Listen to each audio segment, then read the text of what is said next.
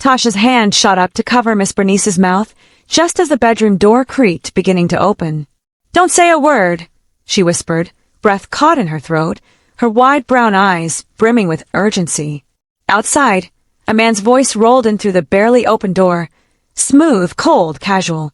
It was Darnell Hartley, Miss Bernice's husband. His tone was calm, almost disinterested, like someone placing an order at a drive-thru. "She's 51. No kids. Parents both gone. Everything falls to me. We'll handle it tonight, quiet." Tasha felt her heart slam against her ribs like a drumbeat. Miss Bernice's manicured fingers clutched her wrist tightly. The two women stood completely still, bathed in the soft amber light that trickled from the hallway.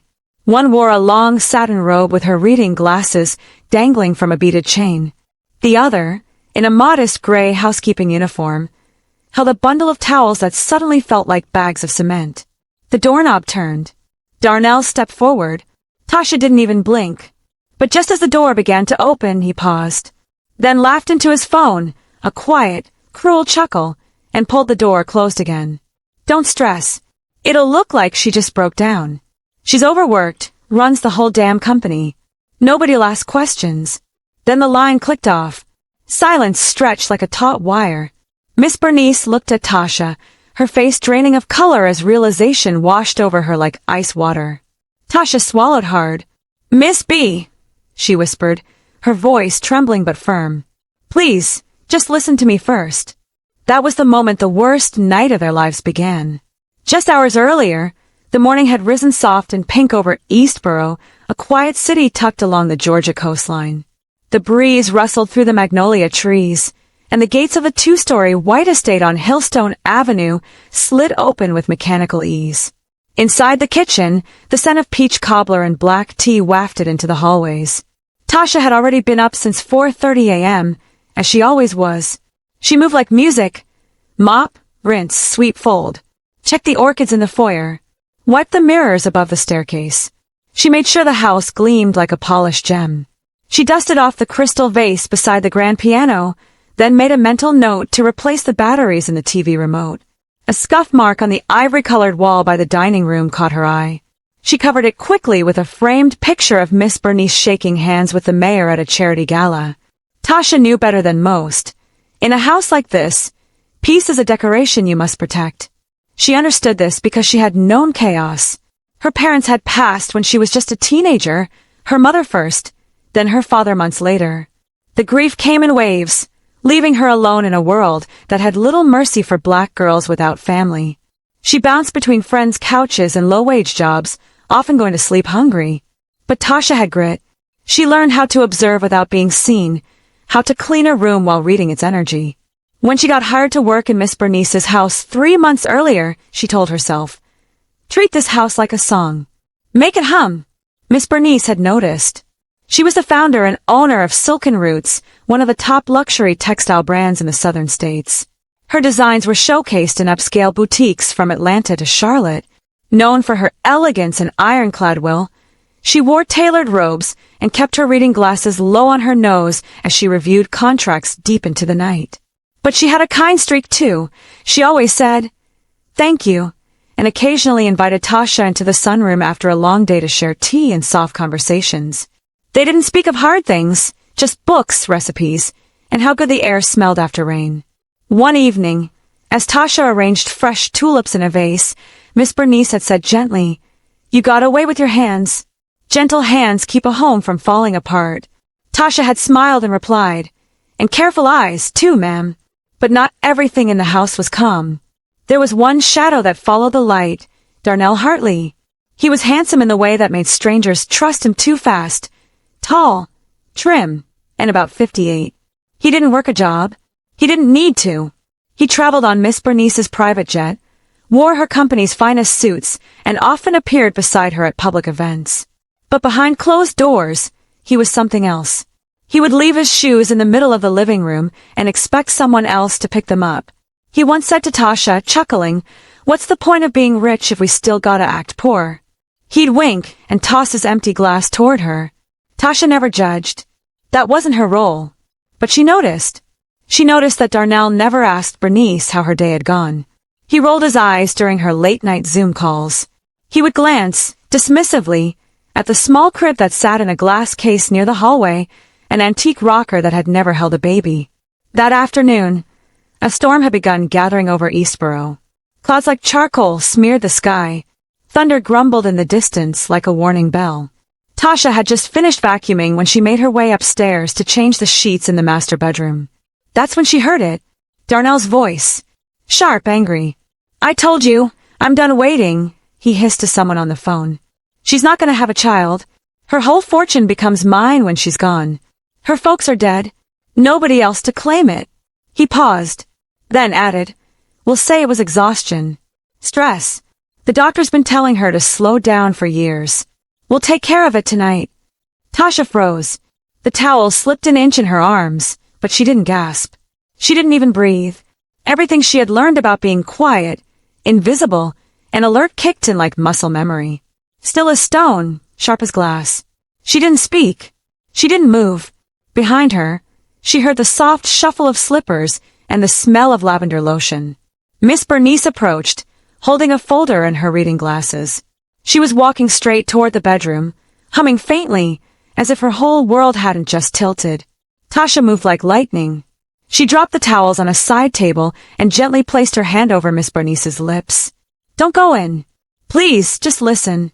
At first, Miss Bernice blinked, shocked that her maid would dare such a thing. But something in Tasha's eyes, earnest, focused, scared, made her freeze. She didn't push Tasha away. She listened.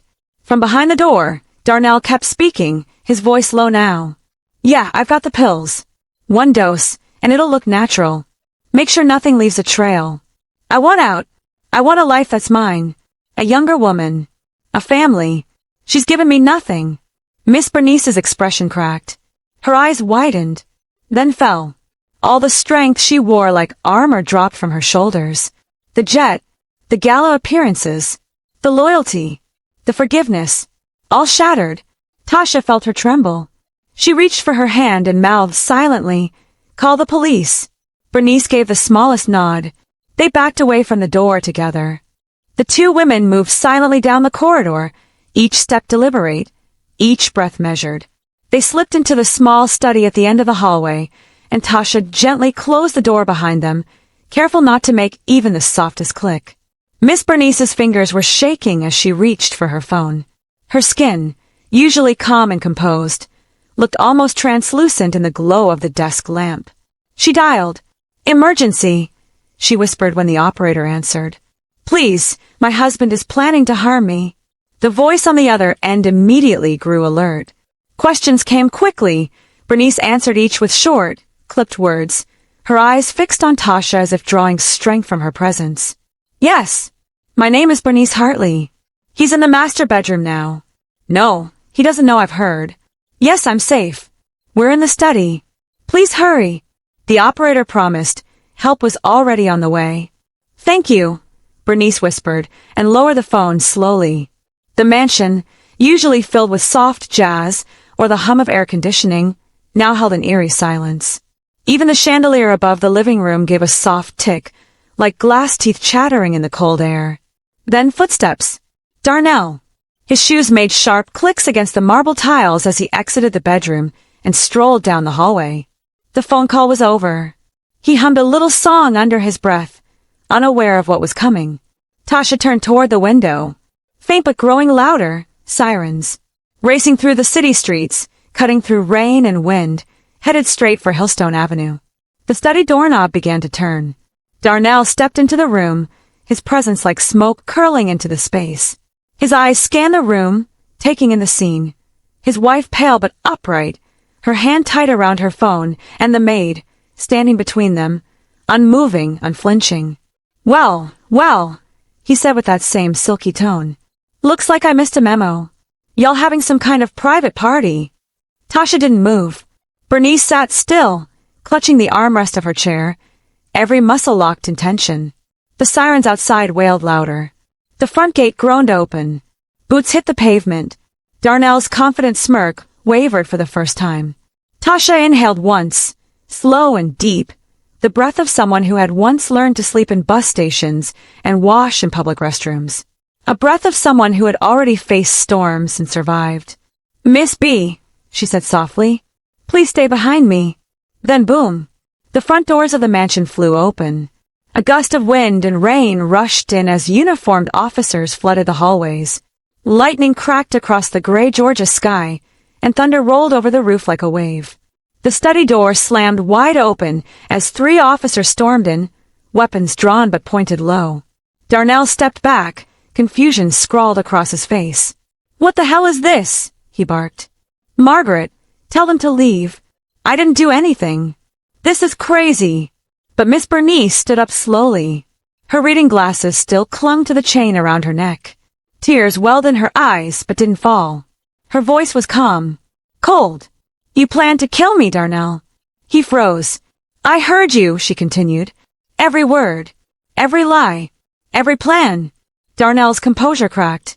He laughed nervously, trying to piece himself back together. "Baby, come on. That was just talk. You know me. I was just venting." Sounding tough, the lead officer, a tall woman with deep brown skin and a badge that gleamed under the light, stepped forward. "Sir, you are under arrest for conspiracy to commit murder." "No!" Darnell shouted, spinning toward the officer. "This is a mistake. She's confused. We're married. She knows I love her." But the officers were already moving. 2 of them seized his arms and twisted them behind his back, slapping silver handcuffs onto his wrists. As they restrained him, Darnell's gaze swung toward Tasha. His face twisted with rage. "You," he spat, his voice laced with venom. "You did this." Tasha's heart thundered, but she didn't blink. She stared right into his eyes. "No, sir," she said, her voice as steady as stone. "You did this." The officers dragged him out of the study, his shouts echoing down the long hallways. "I'm innocent. Bernice. Please, baby, you know I wouldn't." But the door slammed shut behind him, swallowing his cries. Outside, the rain kept falling. Inside, silence settled, heavy and cleansing. It felt like the walls of the mansion were finally exhaling after holding their breath for far too long. Miss Bernice sank slowly into the velvet armchair, her body folding under the weight of it all. She took off her glasses with trembling hands. For the first time, she looked her age. Tasha rushed to her side and knelt beside her. "Ma'am, are you okay?" Bernice's hand reached out, clinging to Tasha's. Her voice came like a whisper, rough and honest. "If you hadn't stopped me, if you hadn't made me listen," she shook her head. "You saved my life." Tasha lowered her gaze. Her voice was thick. "I just did what was right, Miss B." Bernice cupped her face, tears spilling freely now. "No, you did more than that. You gave me the truth." Outside, red and blue lights pulsed against the mansion walls, then slowly faded as the police convoy pulled away. The house was quiet now, like it had been cleansed. But deep within that stillness, something had shifted. A new chapter had just begun. Because by morning, the city would know what happened inside the Hartley estate. And Tasha, the maid who once swept silently through its rooms, was about to step into a life she never imagined. Morning came with a strange stillness, heavier than the storm that had passed through the night before. But outside the Hartley estate, the world was wide awake. News vans lined the sidewalks. Reporters stood under umbrellas, shouting over one another, cameras flashing. The headlines spread faster than the rain clouds. Billionaire fashion moguls, husband arrested in murder conspiracy. Inside the courtroom, the air was thick with whispers. Spectators filled the wooden pews. Some were there for the scandal. Others came out of disbelief. Tasha sat beside Miss Bernice on the long bench near the front. But this time, she wasn't in her house uniform. Bernice had dressed her in a gold satin dress, elegant and glowing against her deep brown skin. Her hair was styled in a soft twist-out that framed her face. She looked nothing like the maid she once was. Miss Bernice sat beside her, regal in a white lace gown, her signature glasses perched low on her nose. Her hand rested gently on Tasha's arm. "Remember," she whispered, voice low but strong. "You're part of this family now. Keep your chin up." The doors to the courtroom opened. Darnell was led in by 2 officers. His hands were cuffed, his head lowered. The man who once swaggered around the estate now shuffled like a stranger, his suit wrinkled, his eyes hollow. He glanced at Bernice. then at Tasha. Neither looked away. The bailiff's voice rang out. All rise. The judge entered, an older black woman with silver-streaked locks and a gaze that cut like steel. She took her seat without a word. Then the trial began. The prosecution wasted no time. Your Honor, the district attorney said, standing tall and unflinching, we will prove that the defendant, Mr. Darnell Hartley, intentionally conspired to end the life of his wife, Miss Bernice Hartley, in order to claim sole ownership of her estate, valued at over $60 million. Gasps fluttered across the courtroom. We have not only witnessed testimony, the DA continued, but direct audio evidence, his own words, recorded without his knowledge. Darnell's eyes darted around. What words? He muttered. And then the courtroom fell still. A recording played from the speakers. His voice, so clear, so composed, filled the room. She's got no kids. Her folks are dead. It all falls to me. We'll say she collapsed. Stress. That doctor's been warning her to slow down. It'll look natural. I want out. I want a new wife. One who can give me what this one couldn't. The crowd recoiled. Some shook their heads in disgust. Others simply stared at Miss Bernice, whose expression didn't waver. Darnell stood abruptly. It was a joke. I was just venting. Anyone can sound bad when they're frustrated. The judge raised her hand for silence. Do you admit the voice on the tape is yours, Mr. Hartley? He swallowed hard. Yes, but... No further explanation required, she cut in. The prosecutor continued, their voice sharp. We ask this court to carry out the full weight of justice. A man who would betray the woman who gave him everything deserves none of her mercy. Darnell sank into his seat, pale and broken. His eyes met Tasha's once more, this time filled with shame, regret and rage. But she didn't flinch. She held her posture, hands folded in her lap, her face calm as the tide. The gavel struck. This court finds Darnell Everett Hartley guilty of conspiracy to commit murder, the judge announced. He is hereby sentenced to 12 years in federal prison. Reporters scribbled furiously. Cameras clicked. Whispers rippled like wind through tall grass. Miss Bernice closed her eyes, a tear sliding down her cheek. Then she turned to Tasha and squeezed her hand gently. Thank you, she whispered, her voice thick with emotion. For saving me. Darnell was still shouting as he was dragged out of the courtroom, swearing it was all a mistake. But no one responded. The doors closed behind him. And just like that, the past was sealed away. But Tasha knew deep down, this was just the beginning. A different life. The weeks following the trial felt surreal. The media couldn't get enough of the story. But behind the walls of the Hartley estate, something even bigger had shifted. Tasha no longer entered through the side gate or wore a name tag. She stood beside Bernice at press conferences. When the cameras clicked, she wasn't hiding anymore.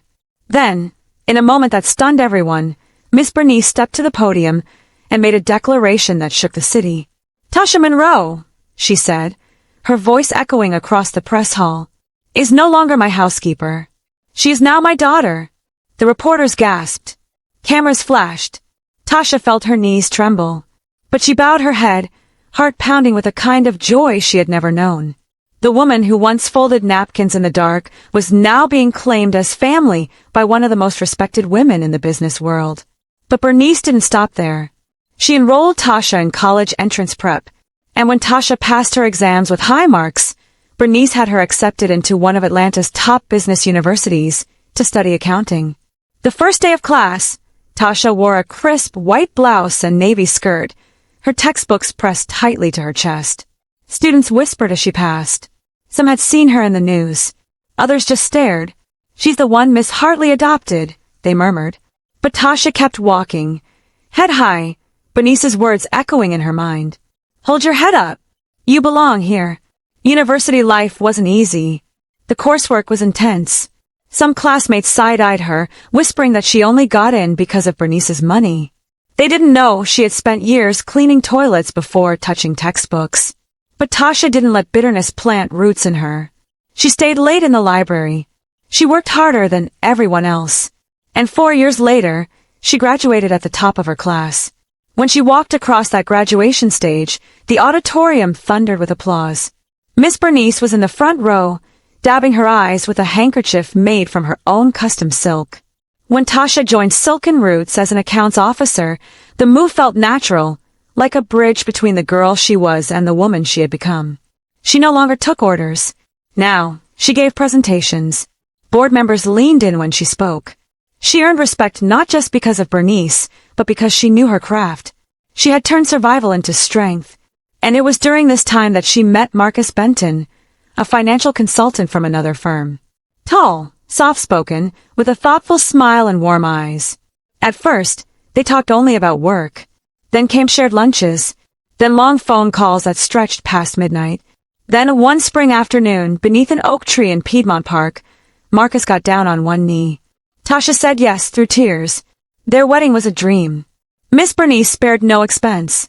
White roses, gospel choirs, and a reception that felt like a royal ball. Tasha walked down the aisle in a gown of ivory silk and lace, her smile radiant, her step steady. She locked eyes with Bernice, who stood proudly at the front, her hands folded in joy. And in that moment, Tasha realized this wasn't just the end of her old life. It was the beginning of something bigger than she ever imagined. 2 years passed. Tasha and Marcus built a quiet, beautiful life together. Morning coffee on the back porch, late-night conversations about their dreams, and soft jazz echoing through their downtown Atlanta apartment. Love bloomed slowly and fully, with no secrets, no shadows. Every Sunday, they visited the Hartley estate. Miss Bernice, now simply Mama B to Tasha, greeted them at the gate, arms open, eyes bright. The mansion felt lighter now, like it had shed old ghosts. But not all of them. Behind Bernice's smile was a decision she had wrestled with in silence, a decision that still stirred at her every night she stared at the untouched side of her bed. The memory of Darnell hadn't vanished. She had won her freedom, but the bitterness remained like rust beneath fine china. She had seen his face during the sentencing, twisted in shame, then rage, then regret. She hadn't spoken to him since, but silence didn't heal her. Not completely. One afternoon, she asked Tasha to meet her at the garden table near the magnolia trees. The sunlight dripped through the leaves like honey. The air smelled like soil after rain. Bernice sat quietly, stirring her tea. Her glasses rested at the end of her nose, and the lines on her face seemed deeper today. "My child," she said gently, "I'm going to see him." Tasha looked up, startled. "See who?"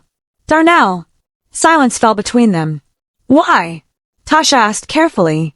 "After everything he planned to do to you." Bernice didn't look angry, just tired, wise, soft. "Because," she said, "forgiveness ain't about what they deserve. It's about freeing ourselves." Tasha sat back, stunned. "I've carried his betrayal too long," Bernice continued. "I refuse to carry it into the next chapter of my life." The next day, the two women arrived at the state prison. It was a cold, concrete place with echoes and metal bars. Tasha walked beside Bernice, her steps steady but heart-heavy. The iron gates slammed shut behind them with a sound that made Tasha flinch. They were led to a visitation room with a thick plexiglass divider. Darnell was brought in moments later. He was thinner now, his once smooth face aged with creases. His hair was more gray than black. He sat across from them, and for a long moment, said nothing. Then, slowly, he dropped to his knees. "I don't deserve to see you," he choked out. "I betrayed the only woman who ever believed in me. I don't ask for your forgiveness. I just needed to look you in the eye and say, I was wrong." Bernice sat still, her face unreadable. Then she reached into her purse and pulled out a folder. "Darnell," she said, "I came today to give you 2 things." He raised his eyes slowly. "The first is this." She slid the papers toward the glass. "Divorce. Final and complete." He nodded, already expecting it. "The second," she said, "is this." She pulled out a second document and pressed it against the glass. It was a check, an account transfer slip, $1 million. Darnell's eyes widened, mouth open in shock. "I don't understand," he whispered. "Why would you after what I did?" "Because I'm not you," Bernice replied softly. "Because I want peace, not revenge. Because I believe even broken people can begin again if they choose to." He wept, shoulders shaking. "I don't deserve this kindness." "You're right," she said gently. "But that's what grace is." Tasha watched it all in silence, her eyes burning with emotion. When they stood to leave, Darnell pressed his forehead to the glass, clutching the papers like they were oxygen. Bernice didn't look back.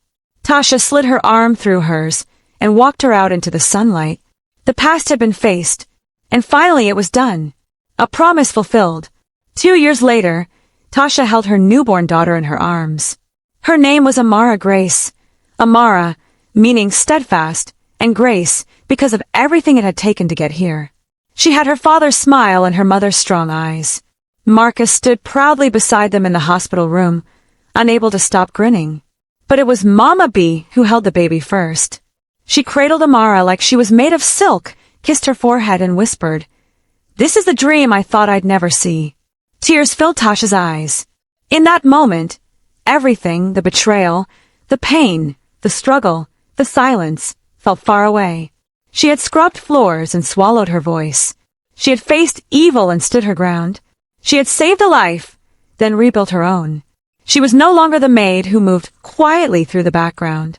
She was a daughter, a wife, a mother, and a woman whose strength had changed the course of not just one life, but many.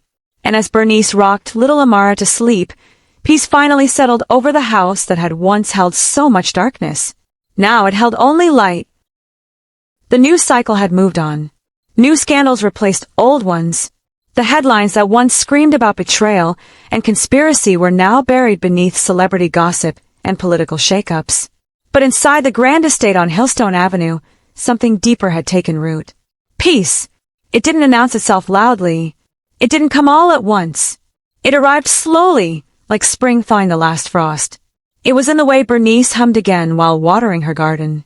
It was in the echo of baby laughter. It was in the stillness of a home finally free from secrets. Tasha had become a woman of her own making. She balanced motherhood with grace and ran the accounting division of Silken Roots with unmatched precision.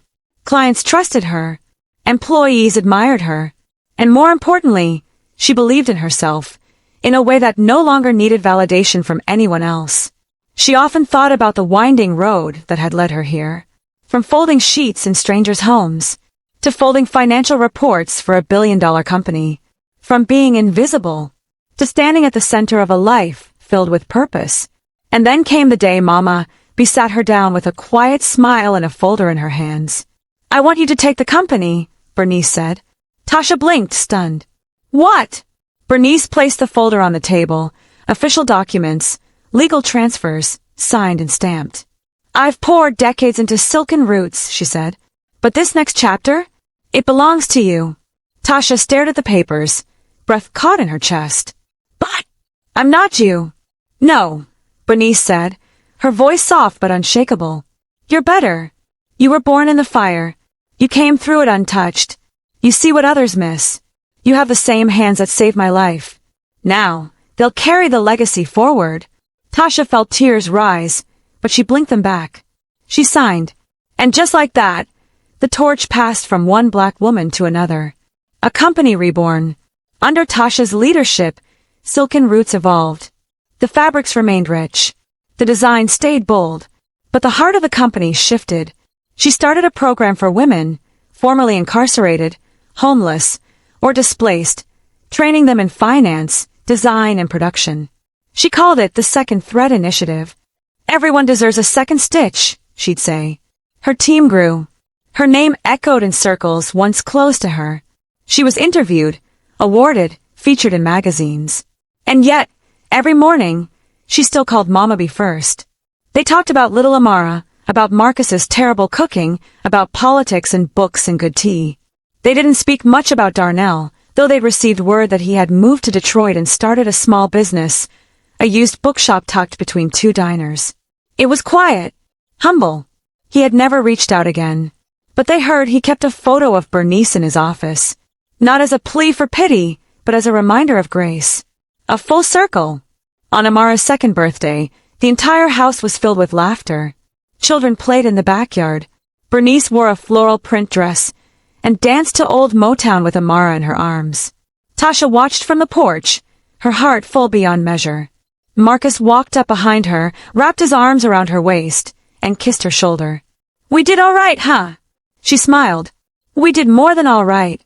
That night, as the last guests left and the house grew quiet again, Tasha tucked Amara into her crib and turned off the nursery lamp. She stood there for a moment, just watching, remembering the nights she used to pray for a room of her own, let alone a family. Now she had both. As she walked down the hallway, past the grand portraits and glass cabinets, her eyes fell on the small wooden cradle Bernice had kept for decades. The one that had never held a child. It now stood empty still, but no longer lonely. It was no longer a symbol of grief. It was now a memorial of survival. A reminder that some dreams take longer, but when they come, they bloom like morning light. Epilogue. Fire doesn't break us, it refines us. Years passed. Tasha became one of the most influential business leaders in the southern U.S., not just for her company, but for her impact. Her story became a case study in universities. A best-selling book told her journey, and in every interview, she never failed to mention the woman who saw her first. I owe everything to Bernice Hartley, she'd say. She saved me by letting me save her. And when Mama B passed, peacefully in her sleep at 76, her funeral was held in the city's grand cathedral.